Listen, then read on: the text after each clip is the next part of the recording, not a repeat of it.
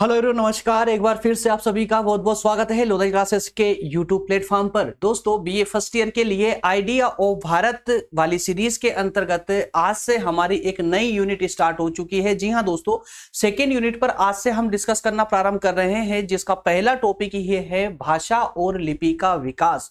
जी हां दोस्तों, भाषा और लिपि के अंतर्गत हमें सेपरेटली कुछ टॉपिकों को कवर करना होगा। जैसे भाषा और लिपि वाले इस पूरे कंसेप्ट में हमें लिपि और भाषा दोनों पर अलग अलग सेशन लेकर के आना होगा, अन्यथा सेशन काफी लंबा हो जाएगा। तो लिपि का जो विकास है एक पूरे क्रम से उसको समझेंगे, उसके बाद में भाषा वाले कंसेप्ट पर आएंगे। दोस्तों, आइए शुरू करते हैं अपने सेशन की।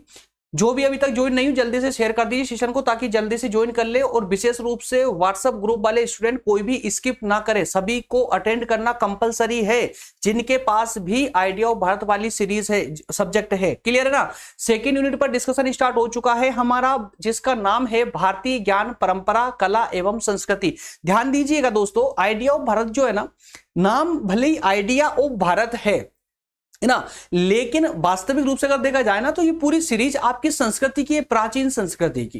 क्लियर है? जिसको आपको आपके प्राचीन इतिहास से पहले पढ़ना होता है। और इसीलिए अब ये यूनिवर्सिटी के द्वारा या कहे कि एजुकेशन सिस्टम में इसको रखा गया है, ताकि आप संस्कृति से, आपकी प्राचीन संस्कृति से रूबरू हो जाएं। आइए शुरू करते हैं सेकेंड यूनिट पर हमारा स्टार्टिंग। दोस्तों, जो आज का जो पहला सेशन होगा वो होगा हमारा पहले टॉपिक पर, भाषा और लिपि के विकास से संबंधित।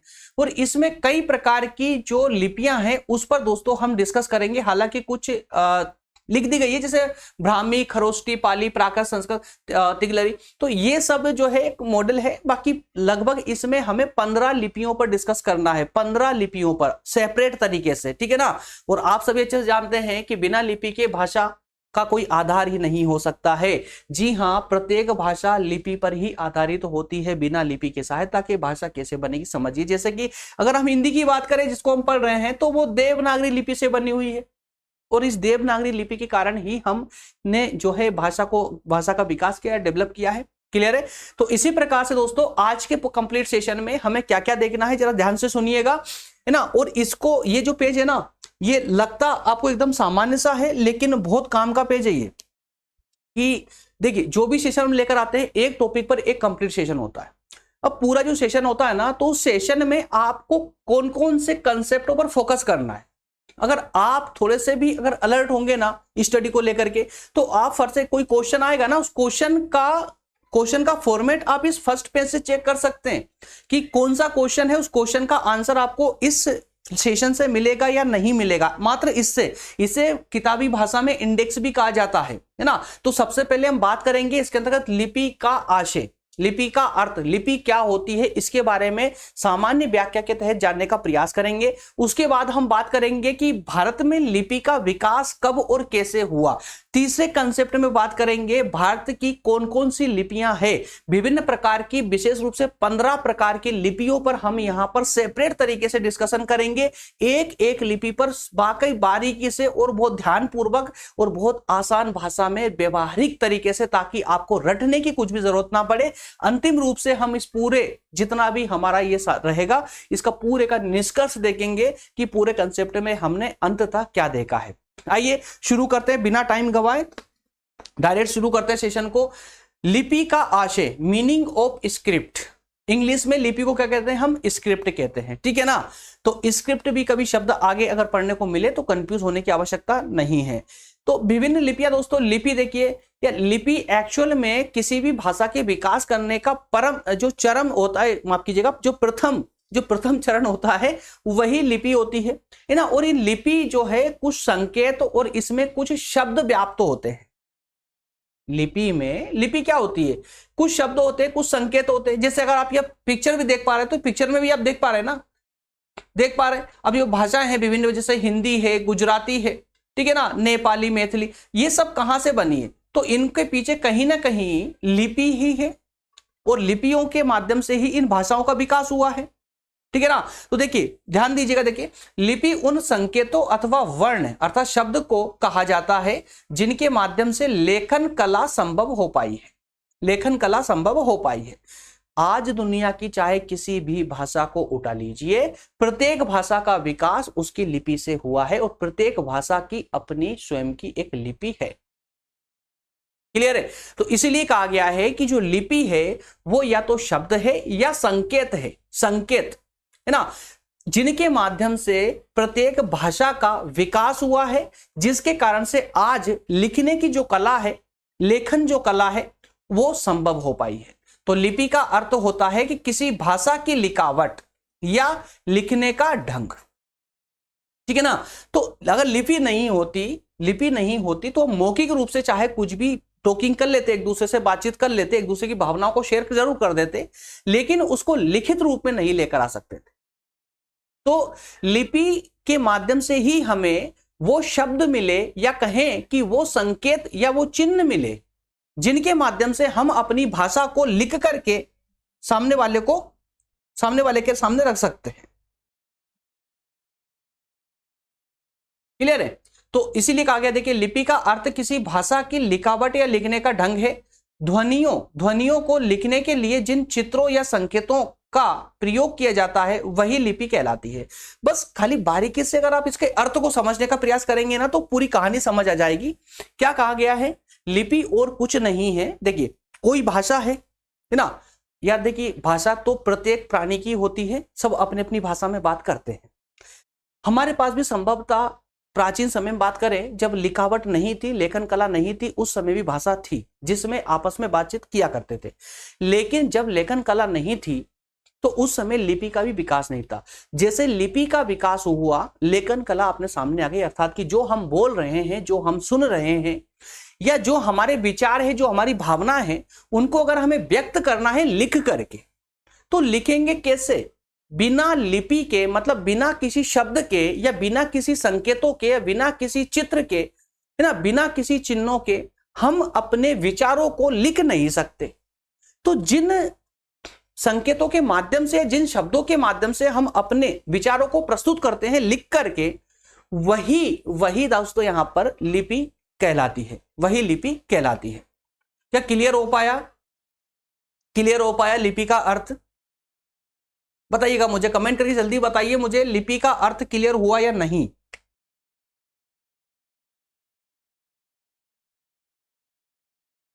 कोई डाउट तो नहीं है इसके आगे? बस सिंपल कंसेप्ट है, ज्यादा कोई डिफिकल्ट नहीं है। लेकिन हाँ, जिनका सब्जेक्ट शुरू से इंग्लिश, माफ कीजिएगा, हिंदी नहीं रहा है ना, उनको थोड़ी इसमें प्रॉब्लम आ सकती है। बस इसलिए मैं कंफर्म कर रहा हूं इस चीज को।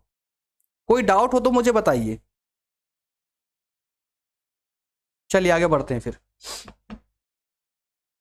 ठीक है ना। तो लिपि सिंपल है, अपने विचारों को या अपनी भाषा को लिखित रूप में लाने के लिए हमें कुछ शब्दों की आवश्यकता होती है, और उन्हीं शब्दों को या उन्हीं चिन्हों को या उन्हीं चित्रों को हम लिपि कहते हैं।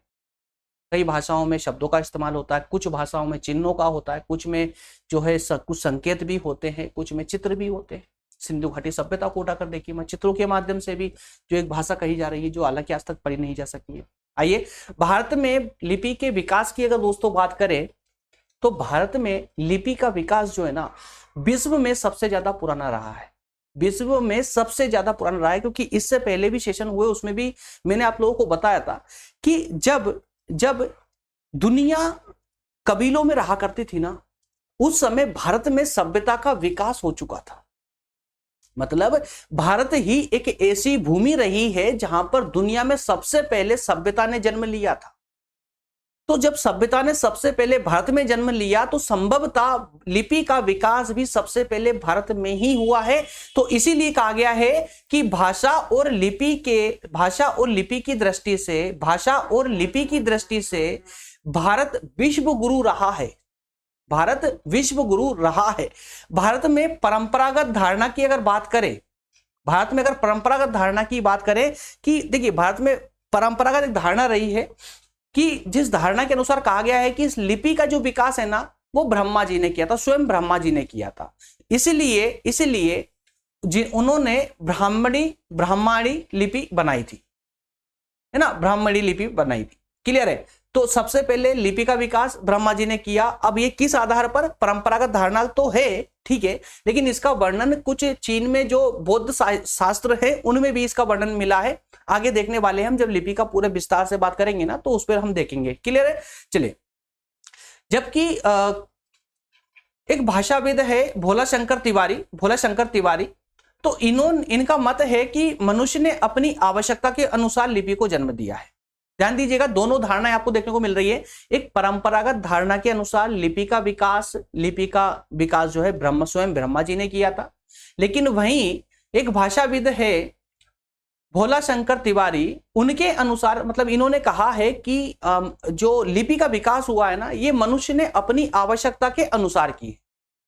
ठीक है, तो अब हम जो है भोला शंकर तिवारी के मत को ही मानते हैं और उसी क्रम को आगे बढ़ाते हैं। तो इन्होंने कुछ प्रकार बताए, क्रम बताया है, एक ऐतिहासिक क्रम बताया है कि किस क्रम में इस लिपि का विकास हुआ है ना। इन्होंने बताया है, देखिए जो भी लिपियां उपलब्ध है उनका अध्ययन करने के बाद में तिवारी साहब ने इसका एक ऐतिहासिक क्रम बताया है कि एक ऐसे ही नहीं बल्कि क्रम से इस लिपि का विकास हुआ है। और वो क्रम कुछ इस प्रकार से उन्होंने बताया है। सबसे पहले उन्होंने कहा है कि सबसे पहले चित्र लिपि का विकास हुआ। चित्र लिपि का विकास का मतलब क्या हुआ कि पहले लोग सिर्फ बोलते थे, आपस में बातचीत करते थे, लेकिन लेखन कला नहीं थी। फिर धीरे धीरे उन्होंने चित्रों के माध्यम से अपने विचार रखना प्रारंभ किया। उसको लेकर के उन्होंने कई प्रमाण दिए। कुछ गुफाओं में आज जो चित्र मिले हैं, कुछ स्तंभों में कुछ लेखन चित्रकला मिली है। तो चित्रकला का उन्होंने जो है अपना एक प्रमाण दिया है। तो उन्होंने कहा है कि सबसे पहले मानव ने लिपि के विकास में सबसे पहले चित्र बनाना सीखा और चित्रों के द्वारा उन्होंने अपने भाव प्रकट करना सीखा। जैसे हिरण को देखा तो हिरण का हूबहू चित्र बनाने का प्रयास किया, उससे अपनी भावनाएं व्यक्त की। क्लियर है। उसके बाद में आगे बढ़ी ये लिपि, तो उसके बाद सूत्र लिपि का विकास हुआ। ये क्रम याद रखिएगा, ऐतिहासिक क्रम पूछा जा सकता है, एग्जाम में स्पष्ट पूछा जा सकता है कि भोला शंकर तिवारी के अनुसार लिपियों के विकास का ऐतिहासिक क्रम का संक्षेप में वर्णन कीजिए। That's all. तो ये पूरी स्लाइड आपको उसमें काम आने वाली है, ये पूरी स्लाइड उसका आंसर होगी, याद रखिएगा, ठीक है ना। तो सबसे पहले चित्रलिपि का विकास हुआ तिवारी साहब के अनुसार, उसके बाद सूत्र लिपि का। आगे बढ़ते हैं तो प्रतीकात्मक लिपि का अब इसमें चिन्ह आना प्रारंभ हो चुके थे। फिर भाव मूलक लिपि का, अब उस लेखन में, उन चिन्हों वाली लेखन में अपने भाव आना प्रारंभ हो गए थे, उनके भाव का अर्थ का भाव आना प्रारंभ हो चुका था। इसके बाद में भाव ध्वनि मूलक लिपि आई और लास्ट में ध्वनि मूलक लिपि आती है। तो ये 6 जो स्टेप रही है लिपि के विकास की, ये 6 की 6 स्टेप पूरी कंप्लीटली आपको इसी क्रम में याद करना होगा। याद रखिएगा, इसी क्रम में आपको याद होना चाहिए। इसलिए मैं रटने का नहीं बोलता हूं, ध्यान से समझते चलिएगा इसको, तो आपको एक एक बातें क्लियर हो जाएगी। और ये सभी लिपियों की आगे मैं पूरा विस्तार करने वाला हूं, चिंता मत करिए, है ना। प्रत्येक लिपि का क्या मतलब होता है, कहां से कैसे लिपि आई है, कैसे बनी है, ये सारी चर्चा हम इसी सेशन में करेंगे, निश्चिंत रहें। आइए आगे बढ़ते हैं। तो विद्वानों के अनुसार भारत में लेखन कला का विकास 34 शताब्दी ईसा पूर्व में हुआ था। ईसा पूर्व मतलब ईसा मसीह के जन्म से 34 शताब्दी पहले, 4 शताब्दी पहले, है ना। तो इसका मतलब 400 साल पहले, ईसा मसीह के जन्म से पहले। पता है ना आपको, एक टाइमलाइन जो होती है प्लस माइनस वाली, एक तरफ प्लस वाली होती है, बीच में 0 होता है। नहीं होगा तो मैं बाद में कभी बता दूंगा, कभी इस पर डिस्कस कर लेंगे, है ना। तो ईसा पूर्व और ईसवी की क्या कहानी है एक्चुअल में वो है, तो मैं वैसे पुस्तक में भी कहीं मिल जाएगा, आपको आसानी से देख सकते हैं, गूगल भी कर सकते हैं आप लोग, है ना। ईसा पूर्व या ईसा ईसवी। तो यहां पर दोस्तों क्या है कि कुछ विद्वानों ने लेखन कला का विकास जो है 34 शताब्दी ईसा पूर्व से माना है, मतलब कि 0 से, अभी क्या 2024 चल रहा है ना, 2023 चल रहा है, तो एक समय था जब 0 रहा होगा, तो 0 से पहले के जो ईयर है ना वो माइनस में चलते थे, -1 -2 -3 इस तरह उल्टा चलते थे।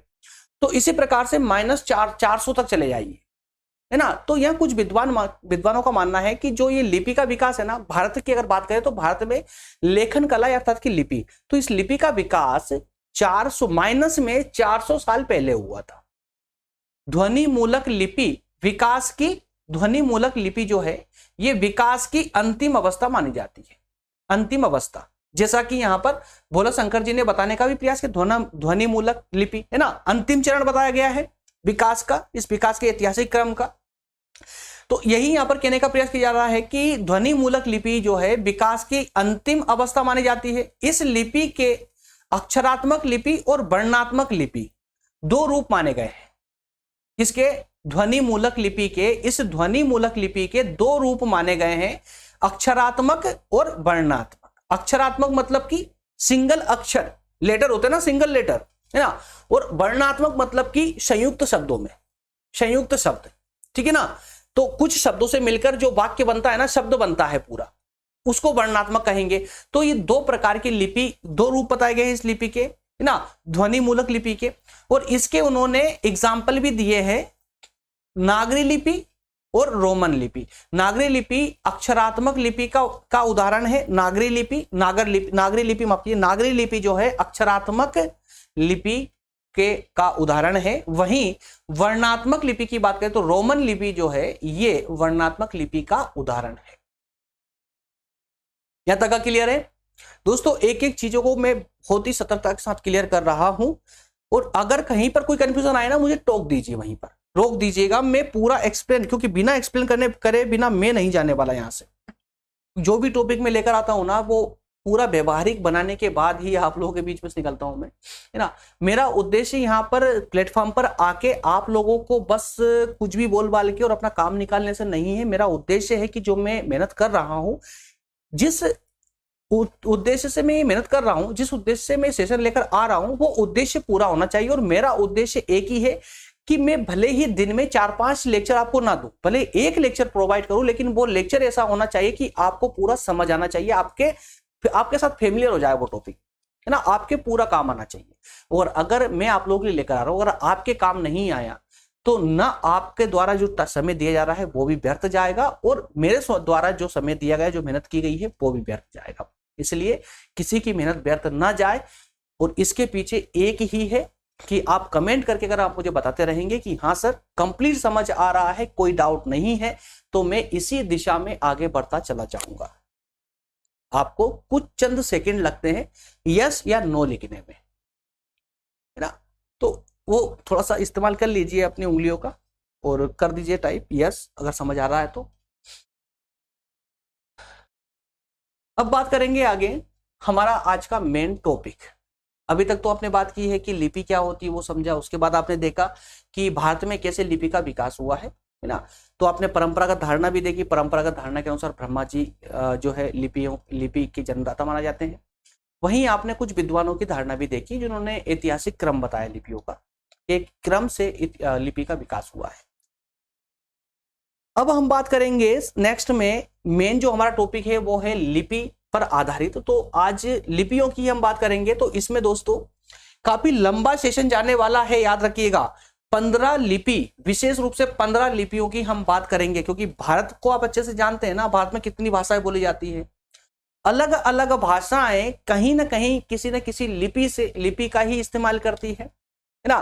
क्योंकि अगर लिपि नहीं होगी तो भाषा को, अपने विचारों को आप लिख नहीं पाएंगे, ठीक है ना। तो यहां पर हमें 15 विशेष लिपियों की चर्चा करनी है। 15 लिपियों के सभी के नाम यहां पर स्पष्ट रूप से देखने को मिल रहे हैं आप लोगों को। आपको हो तो मैं चलिए पढ़ के बता देता हूं। सबसे पहले हम बात करेंगे सिंधु लिपि की, सिंधु लिपि, उसके बाद ब्राह्मी लिपि, तिगलरी लिपि, लिरी लिपि, खरोष्टी, कुटिल, नागरी, शारदा, गुरुमुखी, कलिंग, गुजराती, ग्रंथ, मलयालम, तेलुगु, कन्नड़, मोड़ी और बांग्ला, है ना, बांग्ला माफ करना, बांग्ला। तो ऐसे ये 15 लिपियां हैं। तो अब यहां पर आपके दिमाग में ना एक सवाल उठेगा और एक डाउट भी आएगा।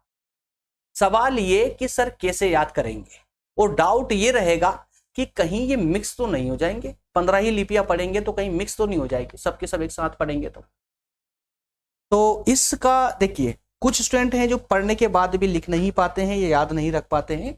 उसके पीछे रीजन ये होता है कि आप जब सिंधु लिपि को पढ़ रहे हैं, है ना, सिंधु के बाद में अगर आपने ब्राह्मी लिपि पढ़ना प्रारंभ कर दिया तो आपके दिमाग में कहीं ना कहीं सिंधु लिपि घूमती रहती है और वो उसको ही नहीं घुमाता है। जब जो पढ़ रहे हो ना 100% फोकस उसी पे रहना चाहिए। उससे जस्ट पहले आपने क्या पढ़ा है उसको भूल जाइए। 100% भूलने का प्रयास, उसको छोड़ दीजिए। ऐसा लगना चाहिए कि आपने उसको कुछ पढ़ा ही नहीं है। आप इस वक्त जो पढ़ रहे हैं पूरा फोकस उस पर।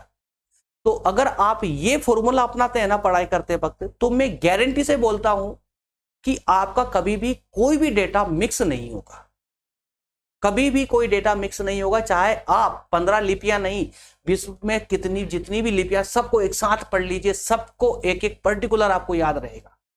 लेकिन कंडीशन जो आप पढ़ रहे हैं पूरा फोकस सिर्फ उसी पर। जैसे अभी हम पहले में बात करेंगे सिंधु लिपि की, तो सिंधु लिपि पर अभी जस्ट पहले आपने क्या देखा, भारत में लिपि का विकास देखा है ना। तो वो लिपि का विकास अब आपके दिमाग से निकल जाना चाहिए। इस वक्त हम बात कर रहे हैं सिंधु लिपि की, तो सिंधु लिपि पर पूरा फोकस लगाइए, इसको पूरा समझिए। इसके बाद जब नेक्स्ट लिपि आएगी तो सिर्फ उस पर होना चाहिए हमारा ध्यान, ना कि सिंधु लिपि पर।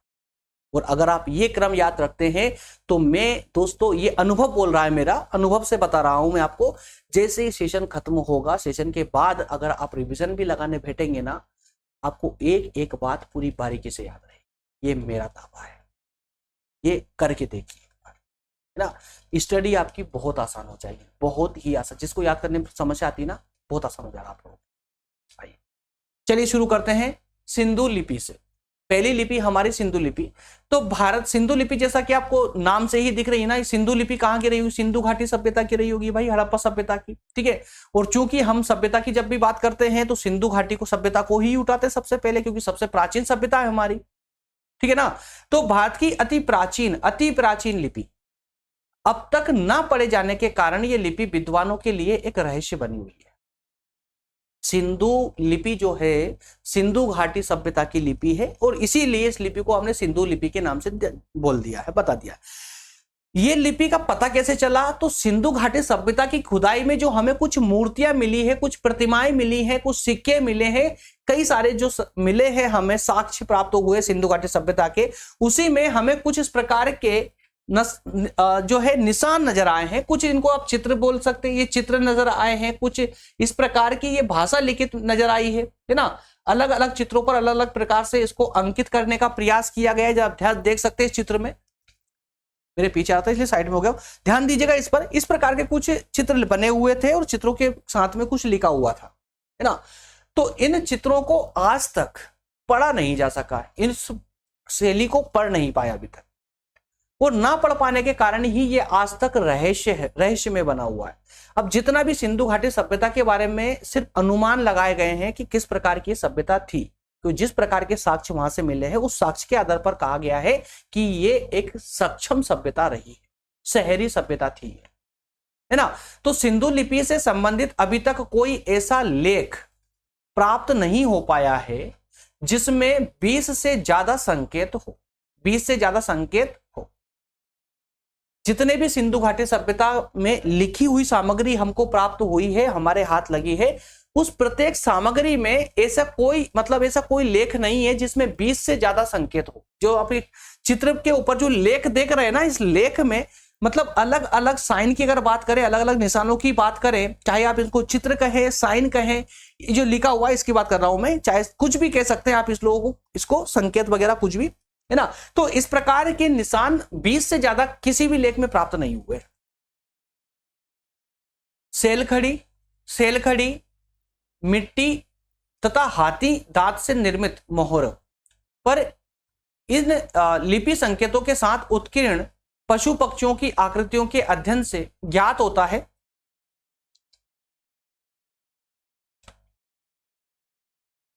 सेलखड़ी से प्राप्त जो मिट्टी और हाथी दांत से निर्मित जो मोहरें थी, उन मोहरों पर जो संकेत थे, ये संकेत देख पा रहे हैं, यही संकेत जो मैंने अभी आपको बताया है चित्र में, इन संकेत और इस पर जो पशु पक्षियों की जो प्रतिमाएं कहें कि इनकी जो आकृतियां बनी हुई थी, चित्र बने हुए थे, इन चित्रों से ही अनुमान लगाया गया है कि सिंधु लिपि जो है दाईं से बाईं ओर लिखी जाती थी, दाईं से बाईं ओर लिखी जाती थी, और जो दूसरी पंक्ति होती थी वो बाईं से दाईं ओर।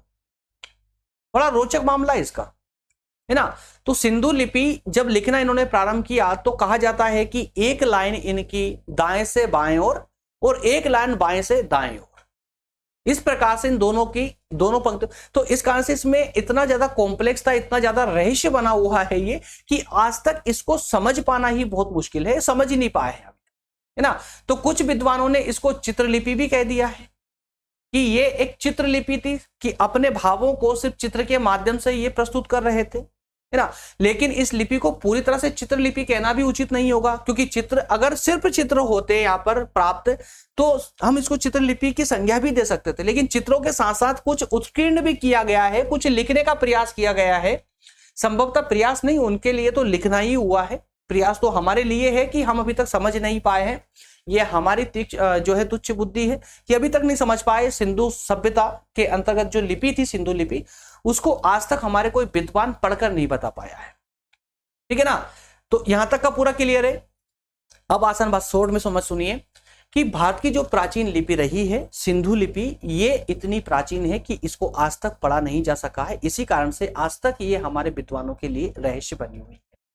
सिंधु सभ्यता से जो भी लिपियां हमको लिपि प्राप्त हुई है, विभिन्न पशु पक्षियों की आकृतियों के द्वारा जो हमें लिपियां प्राप्त हुई है, जिसको हम आज तक समझ नहीं पाए हैं, उनको देख करके लगता है, उनको देख करके अनुमान लगाया गया है कि इसमें जो पहली लाइन होती थी इसकी, वो दाएं से बाईं ओर, और नेक्स्ट अगली जो पंक्ति होगी वो बाएं से दाईं ओर लिखी जाती थी। कुछ विद्वानों ने इसे चित्रलिपि कहने का भी प्रयास किया है, मतलब माना है। अन्वेषण करता है सुधांशु कुमार राय। सुधांशु कुमार राय नाम याद रख लीजिए, इंपॉर्टेंट नाम है। सुधांशु कुमार राय के अनुसार सिंधु लिपि में आग्य संस्कृति के दर्शन होते हैं। आग्य संस्कृति के दर्शन होते हैं, जो बहुत पुरानी संस्कृति रही है भारत की, उसके दर्शन होते हैं इसमें। या ऐसा मानिए कि सिंधु सभ्यता के समय की जो संस्कृति रही है, उसके दर्शन होते हैं हमें किसमें? सिंधु लिपि में। यह लिपि आजकल की देवनागरी लिपि जैसी है। सुधांशु साहब ने कहा, ये याद रखिएगा, देवनागरी लिपि जैसी है। धोलावीरा में इस लिपि के काफी बड़े बड़े अक्षर भी मिले हैं, और ये लगभग 4000 वर्ष पुरानी लिपि इसको माना गया, 4000 वर्ष पुरानी लिपि माना गया है। सिंधु घाटी सभ्यता की जो लिपि है, सिंधु लिपि, इसको 4000 वर्ष पुरानी लिपि माना गया है। क्लियर यहां तक का ना? चलिए आगे बढ़ते हैं। अगली है ब्राह्मी लिपि। कौन सी? ब्राह्मी लिपि। तो दोस्तों चित्र भी देखते चलिएगा, किस प्रकार की लिपि, किस प्रकार के अक्षर होते हैं। गूगल से बड़े सर्च कर करके पिक्चरें निकाल कर लाया हूं आप लोगों के लिए, है ना। तो इन पिक्चरों को, तो इससे पिक्चरों को देखने से, शब्दों को देखने से थोड़ा सा आपको दिमाग में छप जाएगा कि अरे अच्छा, ब्राह्मी लिपि ऐसे लिखी जाती थी, अच्छा सिंधु लिपि ऐसे लिखी जाती थी। उससे एक स्पष्ट एक चित्र बन जाएगा आपके मस्तिष्क में कि ब्राह्मी लिपि में अगर कोई भाषा को लिख रहा है कोई व्यक्ति, तो कैसे लिखाएगा, वो कैसे आएगा, है ना। याद रखिएगा।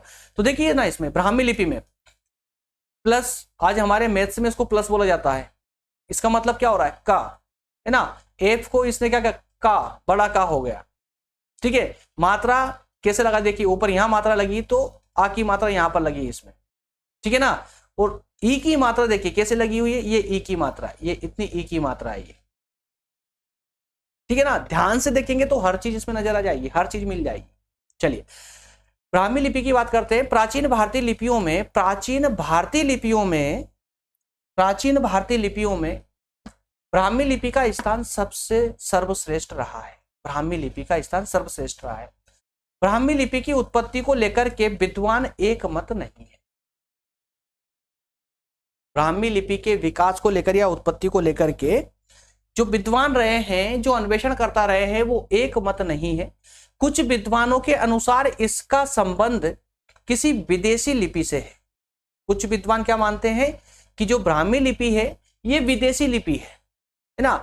जबकि कुछ विद्वान मानते हैं कि इसका उद्भव और विकास भारत में ही हुआ है।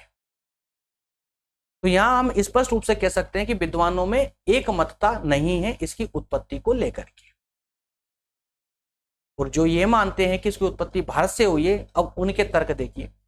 अशोक ने अपने जो धम्म बनाए, जो भी अपने अभिलेख वगैरह बनाए थे, है ना, स्थापित करवाए थे, तो उनकी एक लिपि थी जिसमें वो लिखवाया करते थे अपने स्तंभों में। उस लिपि को कहा जाता था धम्म लिपि। क्या? धम्म लिपि। तो अशोक ने अपने लेखों में धम्म लिपि को अपनाया था, और वो धम्म लिपि और कोई नहीं बल्कि आज की ब्राह्मी लिपि ही है। आज की ब्राह्मी लिपि, जिस लिपि को हम ब्राह्मी लिपि के नाम से जानते हैं, वही ब्राह्मी लिपि धम्म लिपि, उस समय अशोक के समय में धम्म लिपि नाम इसका बोला जाता था, ठीक है ना। भारतीय परंपरा के अनुसार ब्रह्मा जी ही इस लिपि के जन्मदाता रहे हैं। इसका प्रमाण ऐसे देते हैं कि चीनी बौद्ध विश्वकोश जो है, चीन में जो बौद्ध विश्वकोश है, उसके अनुसार इस लिपि के जन्मदाता ब्रह्मा नामक आचार्य है। ब्रह्मा नामक एक आचार्य है। भारतीय विद्वानों के अनुसार, परंपरागत धारणा के अनुसार ब्राह्मी लिपि के जन्मदाता स्वयं ब्रह्मा जी है, लेकिन चीनी बौद्ध विश्वकोश के अनुसार ब्राह्मी लिपि के जन्मदाता कौन है? ब्रह्मा नाम के एक आचार्य है।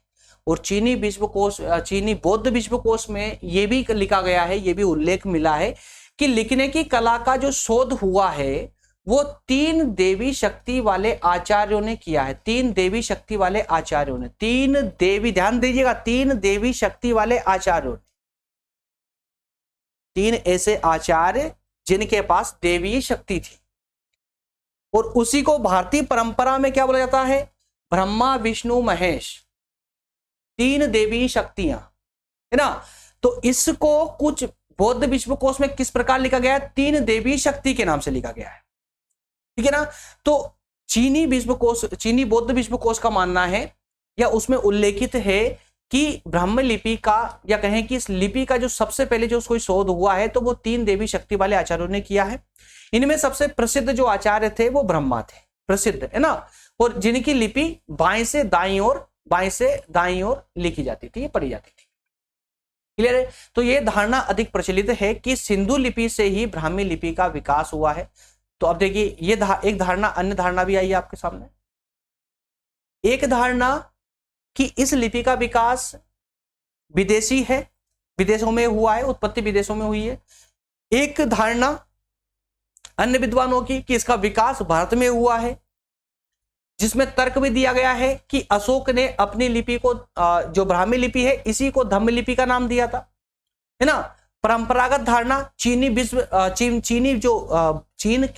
में जो बौद्ध विश्वकोश है उसके अनुसार 3 देवी शक्ति वाले आचार्यों ने इसकी उत्पत्ति की थी।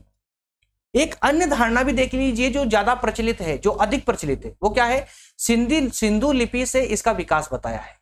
जो सिंधु लिपि है, सिंधु लिपि ही आगे चल करके ब्राह्मी लिपि में कन्वर्ट हो गई, ठीक है ना। तो इस लिपि के उपबंध लेखों में लगभग 1000 वर्षों का अंतर है। सिंधु और ब्राह्मी लिपि के जो लेख है ना, इनमें 1000 वर्षों का लगभग अंतर पाया गया है। साथ ही संयुक्त अक्षर भी इसमें देखने को मिले हैं।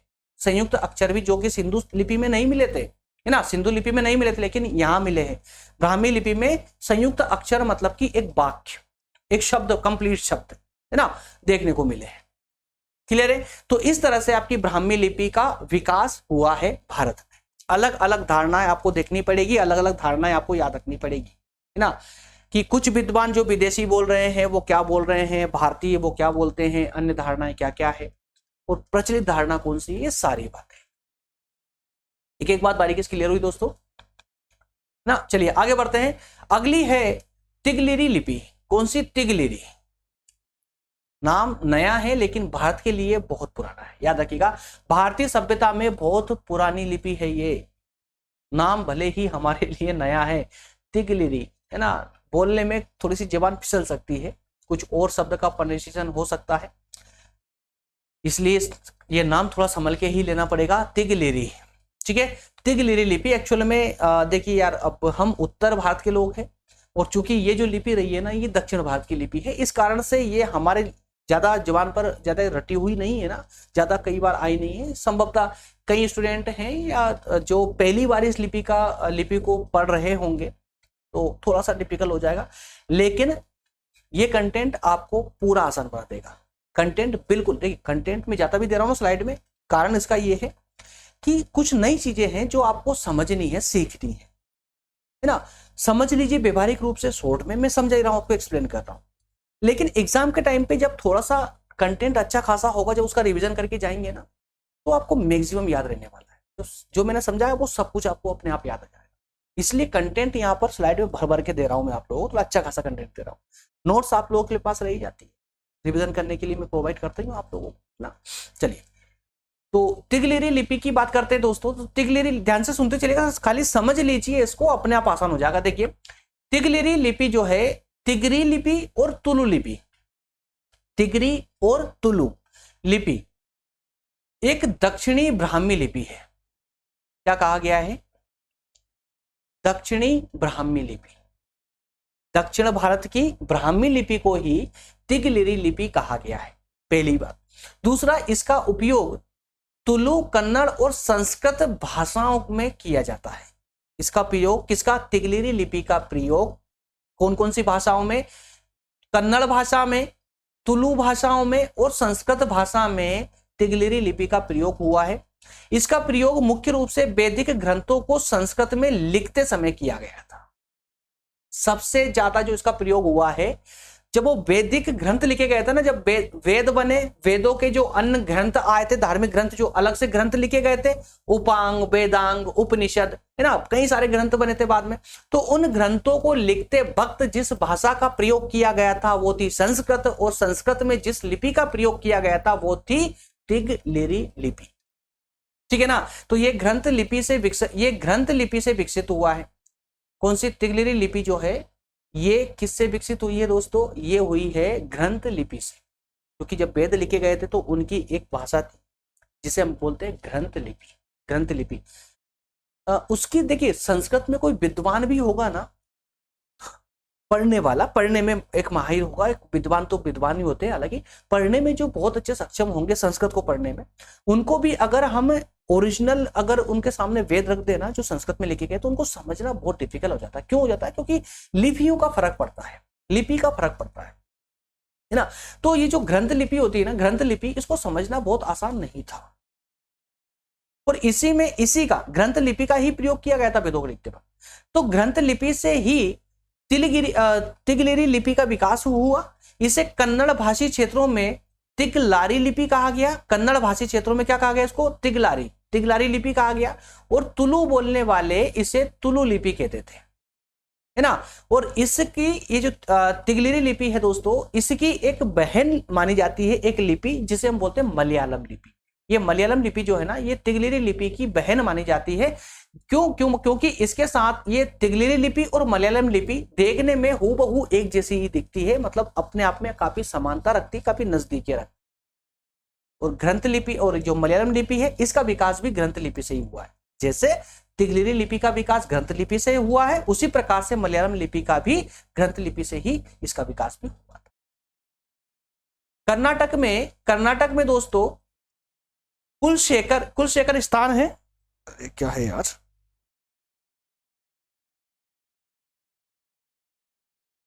ऐसा लगा पैरों कुछ हुआ, चलिए कोई बात नहीं।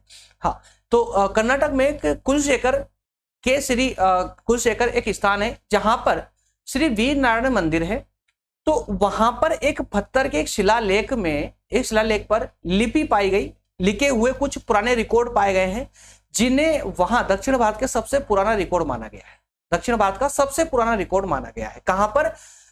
कुलशेखर में वीर नारायण मंदिर में वहां पर एक शिला पर कुछ लेख लिखे हुए पाए गए हैं, तुलु लिपि जिसको कहा गया है ना, शिलालेख पर पाए गए हैं। तो ये पूरी तिगलारी या तुलु लिपि और तुलु भाषा में है। 1159 ईस्वी सन का इसको बताया गया है। कब का? 1159 ईस्वी का। अब इसको ऐसे कि कुलशेखर में, या फिर डायरेक्ट बोल दीजिए कि दक्षिण में वीर नारायण मंदिर में एक शिलालेख पर कुछ लेख पाए गए हैं, जिन्हें दक्षिण भारत के सबसे पुराना रिकॉर्ड माना गया है, जो कि तिगलारी, तुलु और तुलु भाषा में लिखे हुए थे। 1159 के ये लेख बताए जा रहे हैं। कब से? 1159 ईस्वी के, ठीक है ना। 1159 ईस्वी मतलब कि 11वीं शताब्दी के। 15वीं शताब्दी के तुलु के विभिन्न शिलालेख तिगलारी लिपि में है। वहीं 17वीं शताब्दी के कुछ भगवतों और कावेरी नामक 2 तुलु महाकाव्य भी एक ही लिपि में लिखे गए थे। इसका उपयोग तुलु भाषी ब्राह्मणों जैसे कि शिववल्ली ब्राह्मण या कन्नड़ भाषी ब्राह्मणों या कोटा ब्राह्मणों द्वारा वैदिक मंत्रों में और अन्य सांस्कृतिक धार्मिक ग्रंथों को लिखने के लिए भी इनका प्रयोग किया गया था। ठीक है ना। तो इसका विकास को लेकर के विद्वानों के द्वारा बताते, देखिए 11वीं शताब्दी में 1159 ईस्वी का है ना श्री वीर नारायण मंदिर का शिलालेख बताता है कि 1159 मतलब कि 11वीं शताब्दी का ये रिकॉर्ड मिला है। वही 15वीं शताब्दी में तुलु के अलग शिलालेखों में तिलगारी लिपि में मिले हुए कुछ शिलालेख मिले हैं। वहीं 17वीं शताब्दी में भी भगवतो और कावेरी नामक 2 तुलु महाकाव्य भी लिखे गए थे। कौन से? श्री भगवतो और कावेरी नाम के 2 महाकाव्य। किस भाषा में? तुलु भाषा में, याद रखिएगा तुलु में, है ना। तो ये महाकाव्य भी जो है इसका रिकॉर्ड बताते हैं कि कितने साल पुराने, तो 17वीं शताब्दी के हैं। क्लियर है। तो इस प्रकार से तिगलरी लिपि का संबंध सीधे सीधे दक्षिण भारत की विभिन्न लिपियों से है, जिसका प्रयोग तुलु, कन्नड़ और संस्कृत भाषा को लिखने में किया गया था, जिसके प्रमाण के तौर पर हम कह सकते हैं कि श्री वीर नारायण मंदिर के शिलालेख जो कि 1159वीं ईस्वी के हैं, वहीं 15वीं शताब्दी के, है ना, 15वीं शताब्दी के कुछ शिलालेख भी प्राप्त हुए। वहीं 2 महाकाव्य भी दक्षिण भारत के तुलु में लिखे हुए कुछ 2 महाकाव्य श्री भगवतो और कावेरी नाम के 2 महाकाव्य भी प्राप्त हुए। Is it clear? चलिए चित्र में आप देख भी सकते हैं किस प्रकार की राइटिंग थी इसकी। चलिए आगे बढ़ते हैं। खरोष्टी लिपि, अब बात करेंगे हम खरोष्टी लिपि की।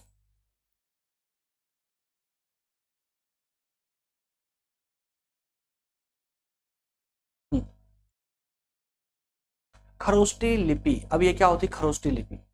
इसका शब्द का जो अर्थ है ना वो बड़ा चौंकाने वाला है, बड़े मजेदार है, सुन के आपको हंसी आ जाएगी।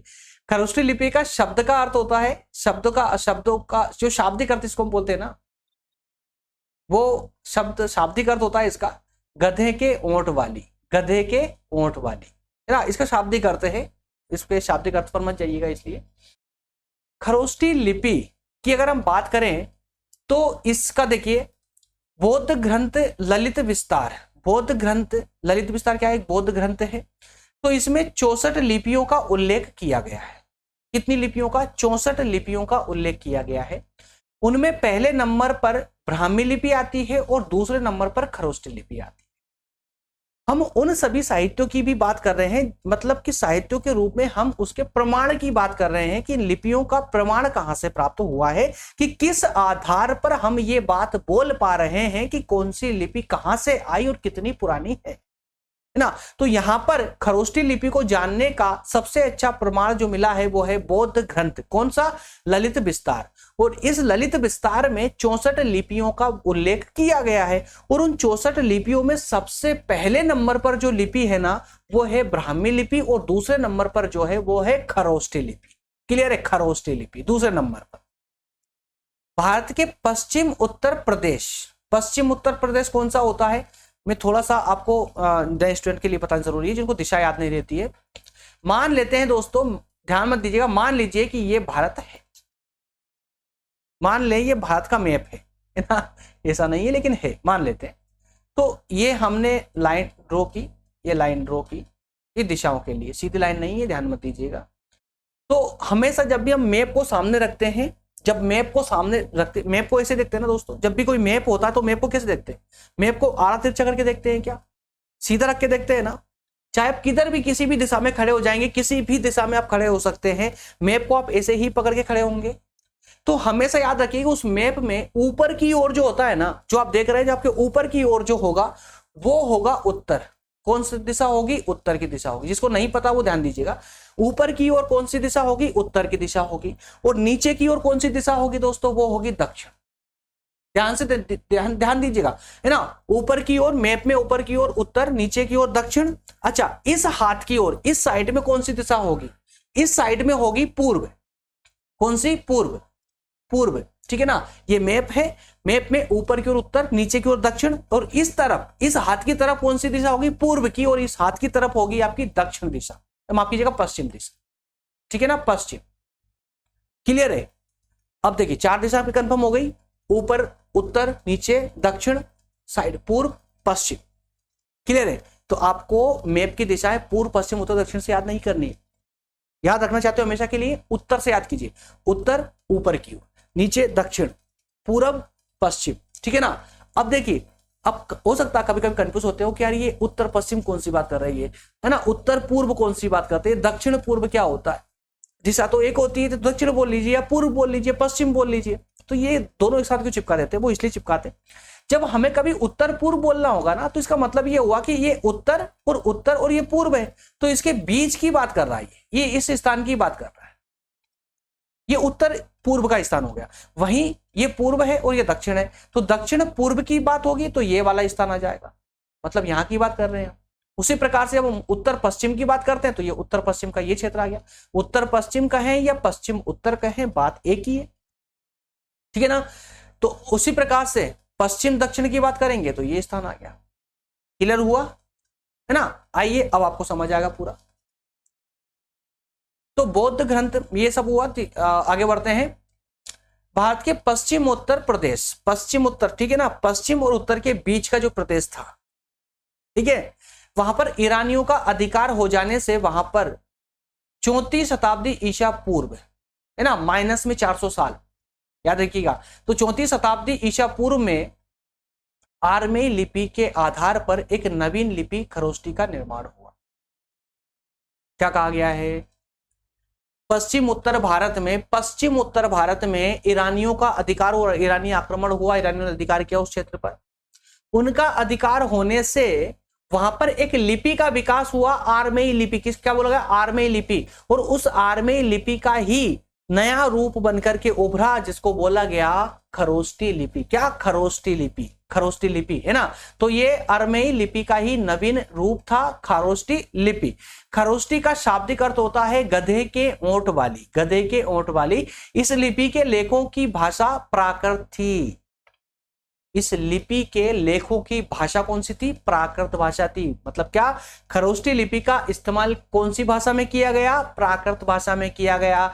इसकी वर्णमाला बहुत सरल थी, वर्णमाला बहुत सरल थी, शब्दों को जो बनाया गया था वो बहुत सरल थे, वर्णमाला बहुत सरल थी। ये लिपि दाएं से बाईं ओर लिखी जाती थी। इस लिपि में संयुक्त अक्षर बहुत कम प्राप्त हुए हैं। संयुक्त अक्षर मतलब सिंगल अक्षर बहुत मिले, लेकिन संयुक्त अक्षर, है ना, शब्द, कंप्लीट शब्द बहुत कम प्राप्त हुए हैं।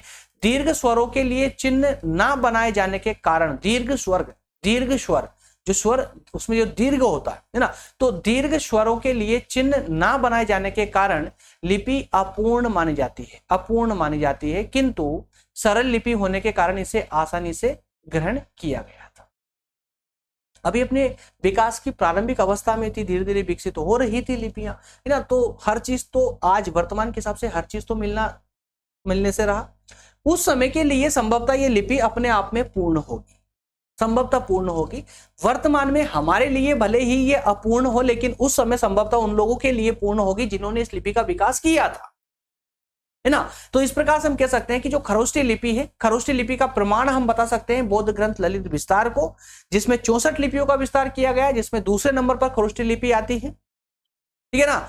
और इस लिपि, ये जो लिपि है, इसी लिपि का विकास की अगर हम बात करें तो ये जो है ईरानियों की एक लिपि रही, आर्मेय लिपि, और उस आर्मेय लिपि का नया रूप रहा खरोष्टी लिपि, जिसको दाएं से बाईं ओर लिखा जाता है। आगे बढ़ते हैं, आगे देखते हैं। तो अशोक के देखिए इसका प्रयोग अशोक ने भी किया है। अशोक ने भी जो अपने शिलालेख बनाए थे, स्थापित करवाए थे, उसमें भी इन्होंने खरोष्टी लिपि का भी इस्तेमाल किया था। तो मानसेहरा का जो शिलालेख है अशोक का, मानसेहरा का जो शिलालेख है अशोक का, उसमें इन्होंने खरोष्टी लिपि का प्रयोग किया है। भारत पर सिकंदर के आक्रमण के बाद में पश्चिम उत्तर वाले प्रदेश पर अब यूनानियों का शासन स्थापित हो गया था। सिकंदर के आक्रमण के बाद में किसका शासन स्थापित हो गया था, यूनानियों का, ठीक है ना। यूनानियों ने अपने सिक्कों पर इस लिपि का प्रयोग किया, अपने सिक्कों पर इस लिपि का प्रयोग किया, मतलब सिक्के जो उन्होंने छपवाए थे, उसमें इन्होंने खरोष्टी लिपि का प्रयोग किया। यूनानियों के बाद में शक शासक आए, फिर क्षत्रप शासक आए, पल्लव आए, कुषाण आए, इन सभी राजाओं ने इसी लिपि का प्रयोग किया था, ठीक है ना। तो इस लिपि के अधिकतर लेख प्राचीन गांधार देश से प्राप्त हुए हैं। प्राचीन गांधार देश से, सामान्यतः ईसा पूर्व 3री शताब्दी की ये बात है। 3री शताब्दी से 4री शताब्दी तक खरोष्टी लिपि का व्यवहार, खरोष्टी लिपि जो है व्यवहार में बनी रही। क्लियर दोस्तों यहां तक का, ठीक है ना। चलिए आगे बढ़ते हैं, आगे बढ़ते हैं, आगे हो आगे की चर्चा अब भाग 2 पर करने वाले हैं। आगे की चर्चा भाग 2 में लेक्चर नंबर 7 में होगी दोस्तों। रीजन शायद पीपीटी बनाने वालों को पता था कि शायद का लेक्चर काफी लंबा जाएगा। 50 मिनट हो चुके हैं तो दोस्तों 50 मिनट हो गए, काफी लंबा सेशन चल चुका है। तो अब जो है इसको सेकेंड क्लास में ही कवर करना मेरे ख्याल से उचित होगा। सेकेंड लेक्चर में इसको कवर करेंगे। अच्छा, जो नए स्टूडेंट हैं उन लोगों के लिए मैं बता दूं थोड़ा सा कि अगर आप देखिए पहले आप देख लीजिए कि भाग 2 में क्या क्या देखने वाले हैं। भाग 2 में जो लिपियां छूटी हमारी है ना, 4 लिपियों पर हम चर्चा कर चुके हैं। 5वीं लिपि से लेकर 15वीं लिपि तक हम जो है इसके भाग 2 में चर्चा करेंगे, ठीक है ना, सेकेंड भाग में। क्लियर है? वो जो नए स्टूडेंट है वो जान ले, अगर आप हमारे साथ कंटिन्यू पढ़ना चाहते हैं, फर्स्ट से लास्ट ईयर तक पढ़ना चाहते हैं, नोट्स के साथ में प्रॉपर क्लासेस के साथ में, है ना, सभी टॉपिकों के आपको लेक्चर मिलते रहे, कंप्लीट सिलेबस करना चाहते हैं व्यवस्थित तरीके से, तो आपके लिए हमने 2 ग्रुप बनाए हैं। टेलीग्राम ग्रुप जहां पर BA first second third year के सभी स्टूडेंट एक साथ एक ही ग्रुप पर बने हुए हैं। आप चाहें तो टेलीग्राम ग्रुप को भी ज्वाइन कर सकते हैं, जहां पर भी नोट्स और लेक्चर सभी प्रोवाइड किए जाते हैं आप लोगों के लिए। जैसे कुछ स्टूडेंट ऐसे हैं जो प्रतियोगी परीक्षाओं की तैयारी अभी से चालू कर दी उन लोगों ने, तो उनके लिए टेलीग्राम ग्रुप ज्यादा बेहतर होगा, क्योंकि वहां पर बीए फर्स्ट का हो, सेकंड का हो, थर्ड ईयर का सभी लेक्चर हम वहां पर जो है एक साथ ही अपलोड करते हैं ग्रुप में। तो आपसे कोई भी लेक्चर नहीं छूटेगा, सभी लेक्चरों को देखेंगे, जिससे आगे चलकर आपको एनसीईआरटी की किताबें नहीं पढ़नी पड़ेगी प्रतियोगी परीक्षाओं वाले स्टूडेंट्स के लिए। तो जो चाहे टेलीग्राम ग्रुप को ज्वाइन कर सकते हैं, और जिनको सिर्फ बीए की ही तैयारी करनी है, बीए फर्स्ट ईयर की ही करनी है, या सेकेंड ईयर की करनी है, थर्ड ईयर करनी है, अलग अलग ग्रुप व्हाट्सएप पर दिए गए हैं। चाहे तो आप इस नंबर पर कमेंट कर सकते हैं, है ना, अपने नाम, स्टेट का नाम और क्लास लिख करके सेंड कर सकते हैं, जिससे आपको ग्रुप की लिंक प्रोवाइड करवा दी जाएगी। या आप डायरेक्टली डिस्क्रिप्शन में जाकर के भी ग्रुप की लिंक पर क्लिक करके ग्रुप को ज्वाइन कर सकते हैं। बाकी डिस्क्रिप्शन जैसे अपन ओपन करेंगे, आपको सारी डिटेल, आपको हर चीज के बारे में आपको मिल जाएगी। मिलेंगे अगले सेशन में दोस्तों, तब तक आप सभी का बहुत बहुत धन्यवाद। Thank you.